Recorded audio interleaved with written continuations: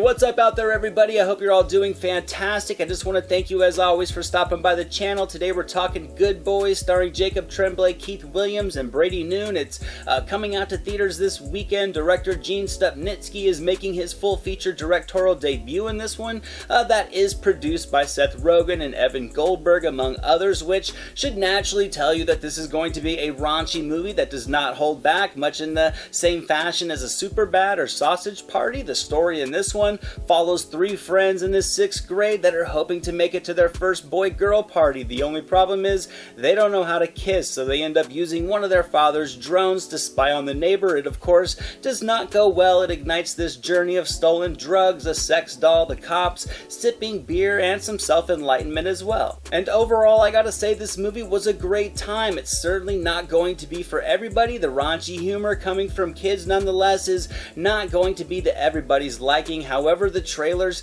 really sell this movie for exactly what it is. If the promo material has made you laugh, then the movie is definitely, it's going to work for you. If you didn't find the humor effective, then I would say pass, because this movie just delivers a barrage of crude laughs for a solid 90 minutes. But what works really in its favor, to me at least, was that underneath all the sex and drug-fueled dialogue was a sincere story of childhood adolescence, and with three great performances from the young leads, it makes their characters just naturally endearing. There's no denying it's filled with shock value laughs and scenarios, but to me at least, they never really feel like cheap laughs or scenarios. I found the dialogue to be very witty and clever in its delivery of this just outlandishly realistic subject matter. I remember my days as a kid in elementary school, unknowing about sex and drugs and just life's existence outside of my circle of friends inside the small town I lived in. So for that aspect, this film was kind of nostalgic regardless of the wildly raunchy tone and situations presented in the story. It's I don't really think much of it felt embellished in terms of just the interactions between the three friends that called themselves the Beanbag Boys, and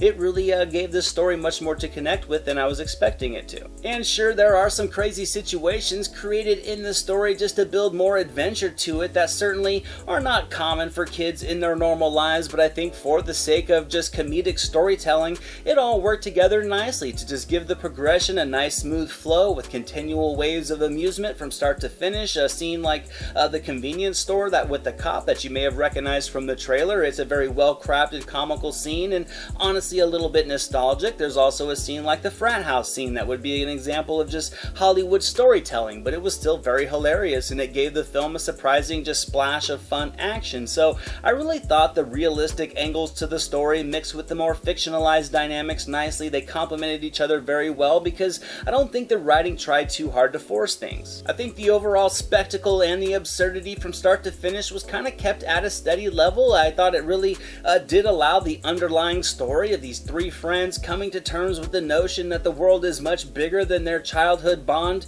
to not be lost in the mix. There was a routine focus on this more grounded angle that I really appreciated. I thought this allowed the performances to create characters that you could invest in because they just really felt like real kids, not overbloated character types for the sake of just delivering crude humor. There was a sincerity to them. Each one of them had their own emotional layering that was able to actually create a heartfelt story within and amongst all these sex and drug references in different situations. I was really surprised how this movie was able to be completely raunchy and hysterical one minute and then genuine the next without feeling contrived. The humor is really birthed from the story and its progression. It doesn't stray from that formula by overloading it with clear joke attempts and forced laughs. The conversations between Tremblay, Williams, and Noon on their own capture endless amounts of humor and amusement.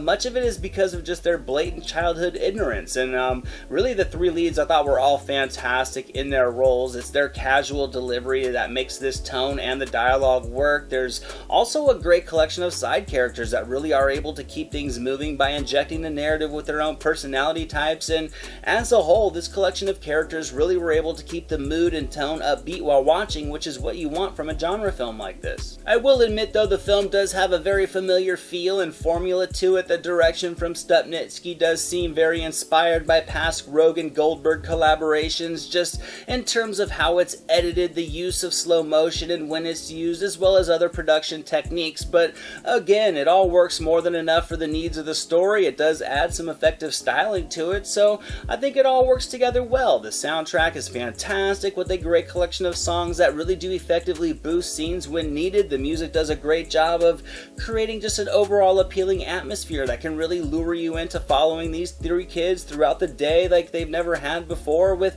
just enough intrigue built. So overall, I'm going to give Good Boys a solid 85% on the entertainment meter. I had a great time with it. I laughed a lot for what it intended to be, what it sold itself as, and what it delivered. I have to say that it was a success. It doesn't hang around too long, and with its intention on being a comical, raunchy, humorous film, I think it certainly does the job. I think more laughs land than those that didn't, and the same would definitely go for the situational humor as well. So if you're interested in this and you want some crude laughs, this is the film for you, because in addition to the amusement, you might be surprised at the connection that you get from these young characters. Now for today's My Silver Screen recommendations, I'm going to be selecting the genre classic that changed the way America looked at warm apples, that being American Pie from 1999, the lovable comedy Superbad from 2007, as well as the 80s hit Revenge of the Nerds, for three comedies that are all teen related with an adult edge to them and some strong R ratings.